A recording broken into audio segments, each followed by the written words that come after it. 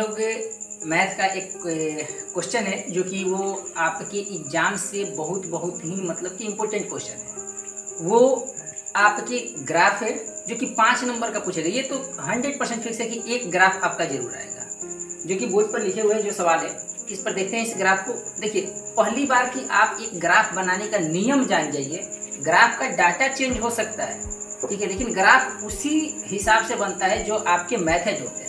देखिए, पहला समीकरण मेरा दिया है x + 2y - 4 = 0 और दूसरा है 2x + 4y - 12 = 0। हम यहाँ से समीकरण फर्स्ट से लेकर के चलते हैं। इसको समीकरण फर्स्ट मान लेते हैं और इसको सेकंड मान लेते हैं। समीकरण फर्स्ट हमारा है x + 2y - 4 = 0। x यहाँ से देखिए, ये जो है -4 है, अब बराबर के उधर जाएगा तो ये 4 होगा। ये +2y है, बराबर के उधर जाएगा तो क्या होगा? माइनस होगा। अब यहाँ से हम क्या कर लेंगे? मान सारणी निकालेंगे। ये मान सारणी जो होता है ये सबसे इम्पोर्टेंट होता है, ध्यान दीजिएगा। ये मान सारणी अगर निकल गया तो आपका ग्राफ कंप्लीट हो जाएगा। यहाँ पर x और एक में y। सबसे पहली चीज़ कि कोई भी डाटा अगर हम इसमें निकालेंगे तो ज़्यादा से ज़्यादा हम कोशिश करेंगे कि 2 हमें ऐसे मान मिलने चाहिए जिस पर कि हम आसानी से अपनी ग्राफ को खींच सकें। इसलिए 2 डाटा के लिए हमने 2 जगह खाली करके रखा हुआ है। अब क्या करेंगे? इसमें इस समीकरण को ध्यान दीजिएगा। ये समीकरण जो है, अगर हम y के जगह पे अपनी मर्जी से कोई ना कोई हमें कोई डाटा पुट करना होता है, कोई ना कोई डाटा रखेंगे। तो y के जगह पे अगर हम यहाँ से देख लेते हैं कि अगर y के जगह पे अगर हम 1 रखते हैं, y की जगह पे यहाँ पर अगर 1 रखेंगे, 4 - 2y, अगर यहाँ पे 4 - 2 y की जगह पे अगर 1 रखेंगे तो 2 × 1, सवाल क्या हो जाएगा? 4 - 2 = बचेगा 2। हमने y के जगह पे कितना रखा है? 1 रखा है, तो x का मान कितना आ गया है? 2 आया है। जब y के जगह पे 1 रखेंगे तो x का मान 2 आएगा। इसी तरीके से जब y के जगह पे हम 2 रखेंगे तो 2 दूना का 4 हो जाएगा और 4 में से 4 जाएगा तो 0 बचेगा। x का मान कितना आया? 0। कब? जब y का मान हमने 2 रखा तो x का मान 0 आ गया। ठीक, का मान कितना है? 2 और y का मान 1, इसलिए 2 का मान 1 और ये x का मान 0 और y का मान 2। कई बार बच्चे गड़बड़ कर देते हैं कि पहले किस डाटा को लिखें, 2 का मान 0 लिखे कि 0 का मान 2 लिखे। इस बात को ध्यान रखिएगा, कभी भी ग्राफ पे अगर खींचा जाता है तो सबसे पहले x का वैल्यू रखा जाता है, उसके बाद y का रखा जाता है। इसलिए x को हमने पहले रखा और y को बाद में रखा हुआ है। अब हम देखते हैं समीकरण 2 से।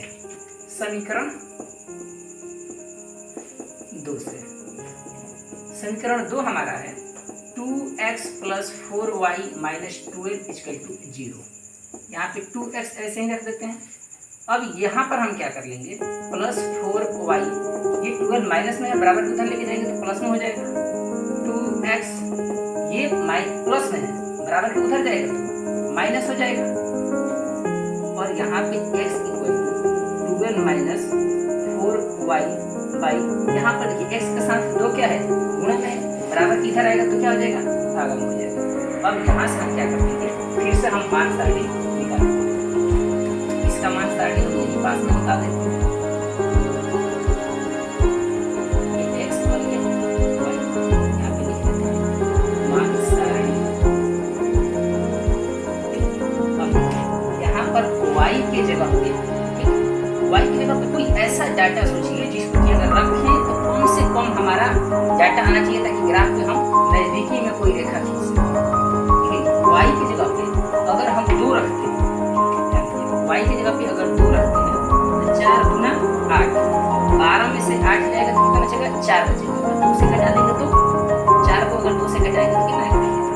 ये 12 माइनस यहाँ पे 4 × 8 बच जाता है। ये 12 में से 8 जाएगा तो कितना बचेगा? 4 बचेगा। घटा देंगे तो 2, इसलिए जो y का मान अगर 2 रखेंगे तो x का मान कितना आएगा? 2 आएगा। अब इसी तरीके से अगला एक और डाटा सोचते हैं कितना रखना चाहिए। अगर हम यहाँ पे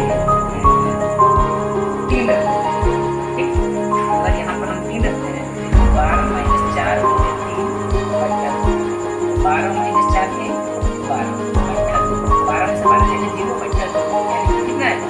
0 आएगा। अब जब हम यहाँ कितना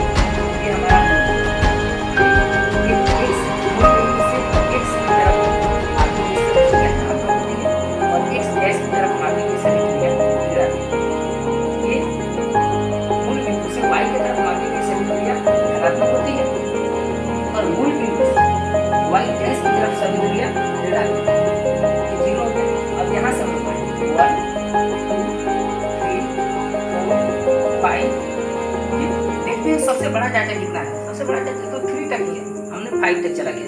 अब यहाँ तक कोशिश करेंगे, इसमें निगेटिव कहीं भी नहीं है, तो आपकी मर्जी, इधर निगेटिव में आप रखें या ना रखें, ठीक है, क्योंकि निगेटिव हम देख रहे हैं कोई भी माइनस में कोई डाटा आया है नहीं है, इसलिए हम इसको छोड़ देते हैं, इसको छोड़ देते हैं, सब प्लस में है, तो अभी भी ये प्लस में प्लस वाला डाटा हमारा जाता है और इधर भी प्लस वाला ही जाता है। अब इधर आते हैं 1 2 3 4 5 2, 1 एक्स अक्ष पे कितना है? 2 है और वाई अक्ष पे 1 है। एक्स अक्ष पे 2 रखते हैं और वाई अक्ष पे 1 रखते हैं, तो ये हमारा ग्राफ कहाँ पर है? इधर से अगर हम डॉटेड लाइन से आते हैं और इधर से आते हैं तो मेरा मिलन बिंदु कहाँ पर है? ये है, इसलिए हमारा ए बिंदु इसको 0,2। अब इस चीज को ध्यान रखिएगा, अभी भी अगर 0 के साथ कोई अगर डाटा रहता है ना, तो जो डाटा रहता है उसी अक्ष पे जाकर के वो बिंदु मिलता है। तो ये 0 हमारा एक्स पे है, लेकिन 2 पे क्या है? वाई है, इसलिए हम क्या करेंगे?